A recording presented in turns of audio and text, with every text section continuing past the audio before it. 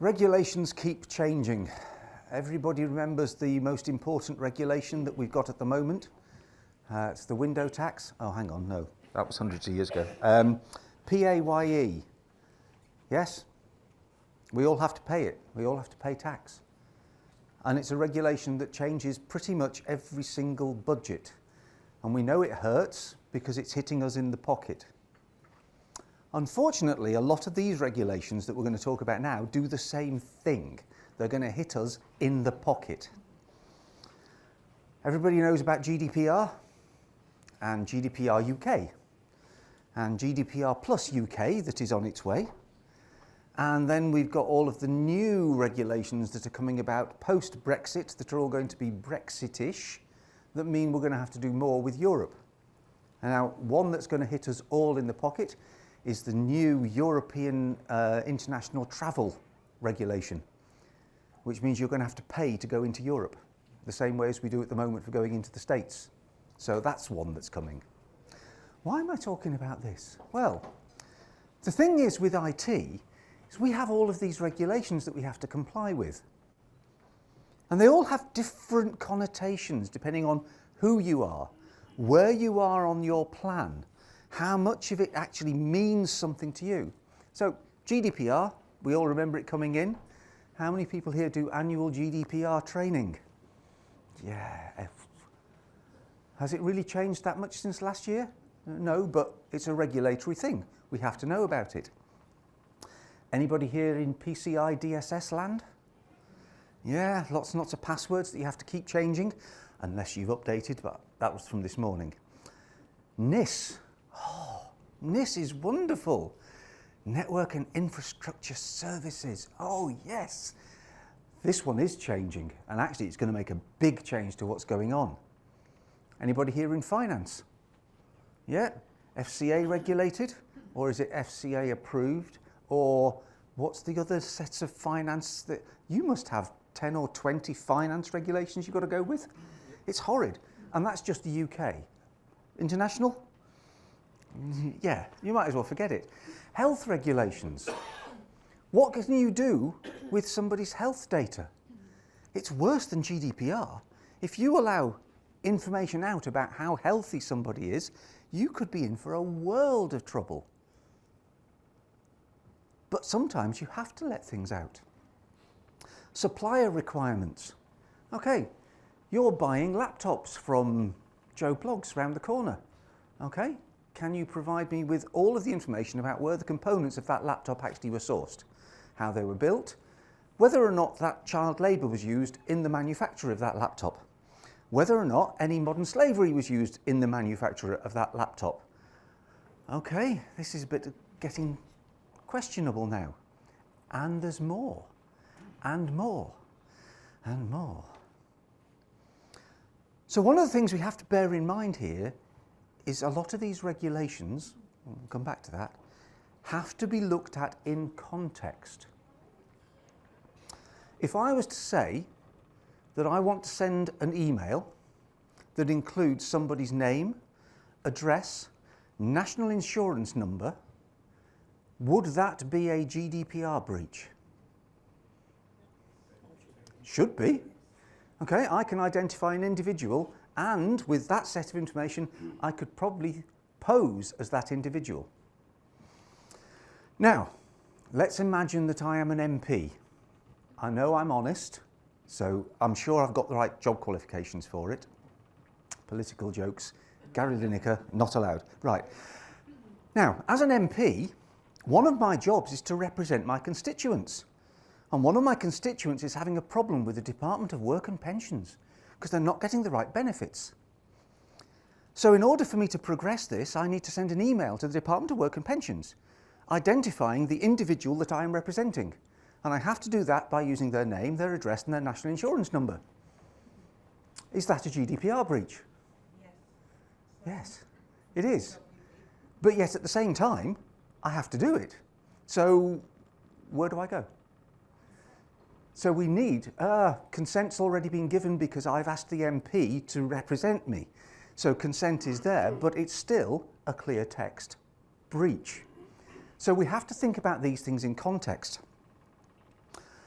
And that's where regulation starts to become complicated because the context doesn't always work. We get recommendations and they don't always agree.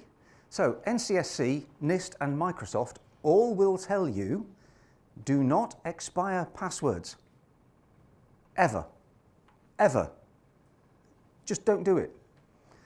Yet when you sign into one of their websites, and I'm not saying which one, but we'll call it NIST for now, every 30 days you get an email telling you to change your password. Sorry? Isn't that wrong? Anybody ever heard of CIS? Yeah? Great company. We're actually a member. CIS give you these wonderful recommendations that say don't expire your passwords. Guess what? They expire my password every 90 days. So I have to change it. Oh, and if I don't actually log in and change it, they delete my account. So it really is forced. So we need to be aware of these recommendations and how we can use them in real life. If we take that password recommendation, but we have PCI DSS 3.2, I can't use it because PCI wins because they will find me more than Microsoft or NIST, who can't find me at all. So understanding these regulations and how they apply to me is important. Oh, it's a lot of text. Basically, ChatGPT has the ability, potentially, to make fraud complete worldwide without anybody having to do anything other than say, how do I take over David Guest's Kocho account? That's quite frightening, isn't it? Enterprise attacks on your infrastructure that rely on things that are somewhere on the internet that you would never find in 100 years of searching Google will now appear inside ChatGPT. Anybody worried about ChatGPT yet? Because I am. And I'm actually using it, but I'm still worried about it. So we need to be aware of this. This is the sort of questionnaire that your clients and your vendors are likely to be sending you in the near future next time they want you to renew. Can you tell me the roles and responsibilities and all of the external parties that you might be using with any of our data that's involved in any of the communications, any of the contract negotiations, and any of the deployment that you actually do with us over the next 5 years? Filling one of these in is a full-time job for somebody, but you don't just get one of these, you'll get one for every single provider. So you're actually talking about somebody in an admin role trying to answer all of these questions. And some of these questions are vile. Cyber insurance. We all think it's worthwhile. We'd actually rather pay cyber insurance than actually pay an IT budget. Oh, somebody laughed, I like that. But how do we get cyber insurance? Well, it's very simple. You apply for Cyber Essentials or Cyber Essentials Plus, and that helps you because you've managed to prove that you're in such a state. Problem with Cyber Essentials Plus, if you read it one way, you have to provide complete management of all devices that are used to access your services. The important word there is all. So let's take a university. You've got about 10,000 staff. That's quite a big university. Those 10,000 staff have got laptops, desktops, iPads, Android devices, Linux boxes, all of which are owned by the university. Great. I'll put Defender for Endpoint on, I'll get Intune in, we've got the whole lot managed. Problem is I've got 57,000 students with their own laptops, iPads, iPhones, Android devices, Linux boxes, and anything else that they might feel is interesting. Can I manage them? I'm a university. I can't manage somebody else's device. They own it. It's their device. I'm just allowing them into the service. Under Cyber Essentials Plus, if you read it the wrong way, you will never achieve it because you can't manage those devices. So when you're going through these questions, which you will be doing more and more often, it gets very important. Now, why did I say you will be doing this more and more often? Everybody know the NIS regulations, Network and Infrastructure Services. Tells us what we've got to do about our networks, our servers, the fact we need to manage them. We need to keep going. And it's changing this year. And it is changing to say, this regulation now applies to your vendors. The people you do business with are now part of that supply chain. These regulations, this questionnaire, is not just for you anymore. This now covers your complete supply chain.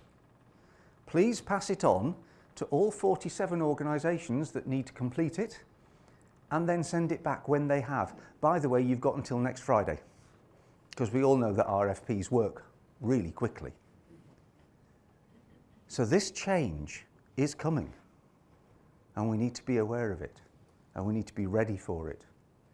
So please, please make sure that we're there and we know what's going on. Okay?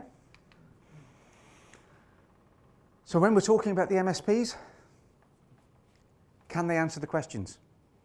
Do they have the detail on it? How well can you answer the questions if you're doing it on behalf of them? Because maybe you need to be asking the questions too.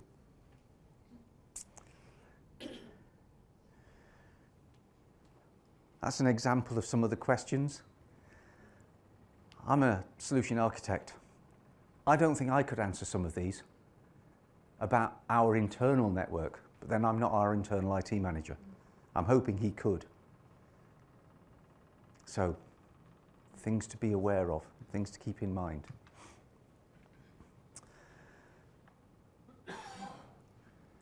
How many people here actually have red and blue teams? Few. So chances are that most of you, when it comes to the audit, actually just do enough pen testing to make sure you pass the audit. Not necessarily enough to make sure you're secure. So when your subcontractor asks for the information, have you got it? Can you tell them where their data is going and what they're doing with it? It's like a set of dominoes. This will never stop. You will be asked the question which you have to pass on to somebody else, and they have to answer it, and they have to pass it on to someone else, and they have to... We will be here for a long, long time, unfortunately. It's also one of my favourite graphics, because I can't see the join. And I know there is one, because it's only a 2-second graphic. When it comes to your compliance reporting, you need to be able to do this. Security, data loss prevention, how do you actually manage it? What is the data that you're interested in? Where is it? How is it being managed? Can you actually point a compliance officer at your device list and say, look, they're all really, really good and everything just works? Can you look at standards? Can you say that this lot meets the standard? Oh, okay. What standard? Well, the one that's applicable that you've chosen. Could be CIS, could be Microsoft, could be somebody else's, could be your own, which is probably the best one to use. And can you make that available to your auditors without you doing all the work? Hi, nice to see you, Mr. Auditor. We've set up an account for you. It's called Audit One. Here's the password. When you sign in, you've got access to all the reports, but you can't change anything. Wouldn't that be nice? Of course, it doesn't really happen.